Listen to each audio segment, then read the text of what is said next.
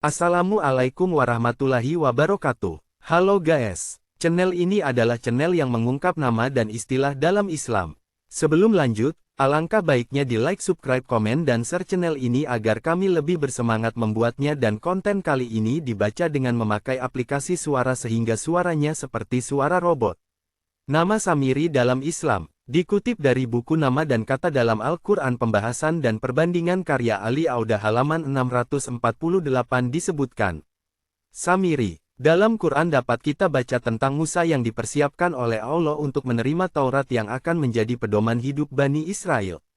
Waktu ia hendak bertolak ke Gunung Sinai selama 40 hari siang dan malam, ia meminta Harun saudaranya menggantikannya mengurus Bani Israel. Selama ia pergi, Allah mau menguji pengikut-pengikutnya.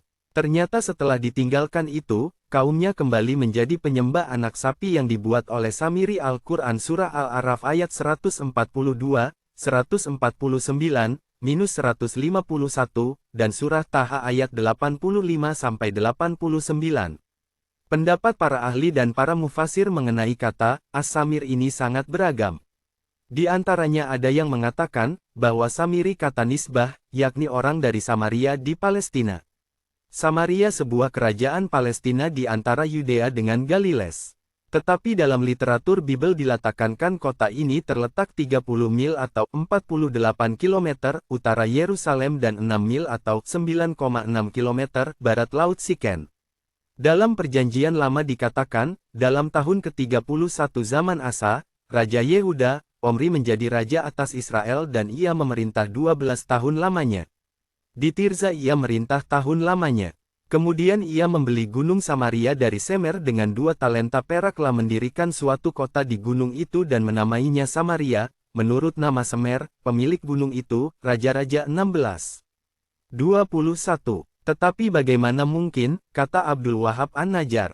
Samiri yang menyesatkan Bani Israel dengan menyembah anak sapi itu Samiri yang dari Samaria sebuah kota di Palestina, yang pada zaman Musa belum ada. Kota itu dibeli oleh Omri, raja keempat sesudah kerajaan terpecah menjadi 2 bagian, satu bagian anak cucu Yehuda, berkedudukan di Yerusalem dan raja-rajanya dari keturunan Daud dan Sulaiman. Raja pertama Israel, Yerobeam Hanebat, dan raja keempat Omri dia membeli bukit Samaria lalu dibangun menjadi kota tempat kedudukan kerajaan Israel. Kota itu baru ada kira-kira 523 tahun sesudah Musa. Nama Samiri bukan mengacu pada kota Samaria sebuah kekman Palestina, Samaria, melainkan pada Syamer dalam ejaan bahasa Arab. Pendapat lain, Muhammad Asad, juga mengatakan Samaritan, orang dari Samaria di Palestina. Asy-Syaukani, Fathul Qadir malah berpendapat bahwa Samiri itu nama kabilah, yang biasa menyembah sapi. Lahirnya ia menganut agama Yahudi, tetapi hatinya tetap sebagai penyembah anak sapi. Mengenai Musa yang terlambat memenuhi janji dengan mereka, karena mereka masih menyimpan perhiasan, yang bagi mereka diharamkan, maka dimintanya mereka melemparkan barang-barang perhiasan itu ke dalam api. Yang hampir sama dengan pendapat Najjar. Pendapat tafsir Yusuf Ali, siapa Samiri ini? Kalau kita melihat kata bahasa Mesir kuno, kita akan mengenal kata Semer orang asing. Karena orang-orang Israel baru saja meninggalkan Mesir, di antara mereka yang sudah menjadi orang Mesir mungkin sudah biasa memakai julukan demikian. Bahwa nama Semer atau Semer, yang kemudian bukan tidak dikenal di kalangan orang Ibrani, dapat dilihat dalam Perjanjian Lama dalam kitab I-Raja-Raja, pukul 16.24 kita baca, bahwa Omri, Raja Israel belahan utara kerajaan yang sudah dibagi, yang berkuasa sekitar 903-896 sebelum Masehi, membangun sebuah kota baru, Samaria, di atas bukit yang dibelinya dari Semer, pemilik bukit itu, dengan harga 2 talento perak. Kalau akar kata itu yang berasal dari bahasa Mesir tak dapat diterima, kita dapat melihat kata Somer, yang berasal dari bahasa Ibrani, yang berarti pengawal, penjaga, serumpun dengan bahasa Arab Samara, Yasmuru, berjaga, bergadang malam hari, mengobrol malam hari, Saamir, orang yang bergadang malam hari. Samiri mungkin seorang penjaga malam, sebagai kenyataan atau sebagai julukan. Dalam Perjanjian Lama, yang membuat patung anak sapi untuk disembah adalah Harun, tidak ada nama Samiri atau nama lain. Keluaran 12. 1-5. Tetapi Al-Quran membantah anggapan ini di dalam surah Taha ayat 87 dan ayat 90.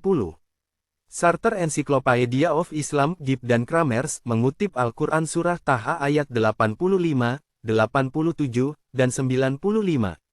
Mengenai Samiri yang ditulis oleh Goldziher ringkasnya, Samiri artinya, orang Samaria, tokoh yang menggoda masyarakat Israel agar menyembah anak sapi. Dalam Injil Lukas pukul 9.52, danlah mengirim beberapa utusan mendahului dia. Mereka itu pergi, lalu masuk ke suatu desa orang Samaria untuk mempersiapkan segala sesuatu baginya, dan Yohanes 4:9, maka kata perempuan Samaria itu kepadanya, masakan engkau, seorang Yahudi, minta minum kepadaku, seorang Samaria? Sebab orang Yahudi tidak bergaul dengan orang Samaria. Dosa demikian diisyaratkan dalam Al-Quran Surah Al-Baqarah ayat 51 sampai dengan ayat 54 untuk melukiskan pengampunan Allah. Selanjutnya Surah Al-A'raf ayat 148 sampai dengan ayat 159 berhubungan dengan kaum Musa yang membuat jasad anak sapi dari perhiasan mereka. Ayat yang lebih terperinci terdapat dalam Surah Taha ayat 83 sampai dengan ayat 97. Kalangan orientalis memperdebatkan waktu ayat-ayat ini diwahyukan, dan menanggapi peristiwa Samiri yang membujuk Bani Israel agar menyerahkan perhiasan mereka untuk dilebur dalam api menjadi jasad anak sapi. Tokoh Samiri, mengutip Sarter Encyclopedia of Islam, pertama kali muncul melalui tulisan Goldziher yang melukiskan dia sebagai penjelmaan atau gambaran Samaritanisme lewat cerita orang Samaria atau Samaritan yang memisahkan diri. Goldziher mengumpulkan sumber-sumber Yahudi, Kristen dan Islam, yang memperlihatkan bahwa orang-orang Samaria menganggap najis kontak dengan mereka yang bukan sedarah. Tetapi beralasan juga jika kita meragukan Goldziher dan kalangan seangkatannya, karena sumber-sumber Islam yang dikutipnya banyak dari Tabari, dan dari Salabi, 1015 m.